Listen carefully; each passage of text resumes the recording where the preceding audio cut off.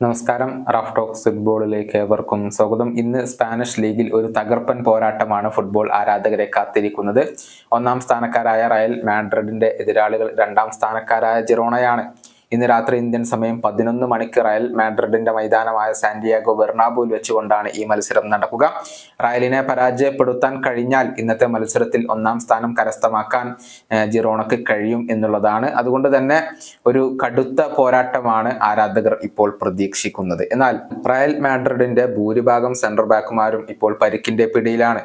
Super താരം nacho കൂടി ഇപ്പോൾ പരിക്ക് മൂലം പുറത്തായിട്ടുണ്ട്.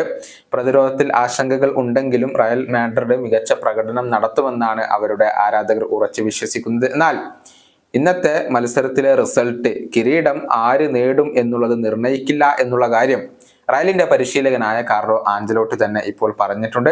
അദ്ദേഹത്തിന്റെ വാക്കുകൾ ഇങ്ങനെയാണ്: തീർച്ചയായും ഈ മത്സരത്തിൽ ഞങ്ങൾക്ക് വിജയിക്കാൻ കഴിഞ്ഞാൽ അതൊരു അഡ്വാൻറ്റേജ് തന്നെയാണ്. പക്ഷെ ഈ സീസൺ നീളമേറിയ ഒന്നാണ്. ഈ മത്സരഫലം ഒരിക്കലും കിരീട ജേതാക്കളെ നിർണയിക്കില്ല. എന്തൊക്കെ സംഭവിച്ചാലും ഈ മത്സരഫലം കിരീട ജേതാക്കളെ തീരുമാനിക്കില്ല. ചുരുങ്ങിയത് 80 പോയിന്റുകളിലേക്കെങ്കിലും ഞങ്ങൾ എത്തേണ്ടതുണ്ട്. എന്നാൽ മാത്രമാണ് കിരീടത്തിന്റെ അടുത്തേക്ക് ഞങ്ങൾക്ക് എത്താൻ സാധിക്കുക. ഇതാണ് റയൽ മാഡ്രിഡ് പരിശീലകൻ ഇപ്പോൾ പറഞ്ഞിട്ടുള്ളത്.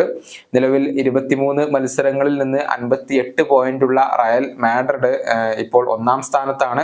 ഇത്രയും മത്സരങ്ങളിൽ നിന്ന് 56 പോയിന്റുള്ള ജിറോണയാണ് രണ്ടാം സ്ഥാനത്തുള്ളത്. ഈ സീസണിൽ ഇതിനു മുൻപ് ഈ രണ്ട് ടീമുകളും ഏറ്റുമുട്ടിയപ്പോൾ വിജയം നേടാൻ റയൽ മാഡ്രിഡിന് കഴിഞ്ഞിരുന്നു. എതിരില്ലാത്ത 3 ഗോളുകൾക്കായിരുന്നു അന്ന് റയൽ ജിറോണയെ പരാജയപ്പെടുത്തിയിരുന്നത്. ഈ വീഡിയോയുടെ അവസാനിപ്പിക്കുന്നു. ഒന്നും കാണാം.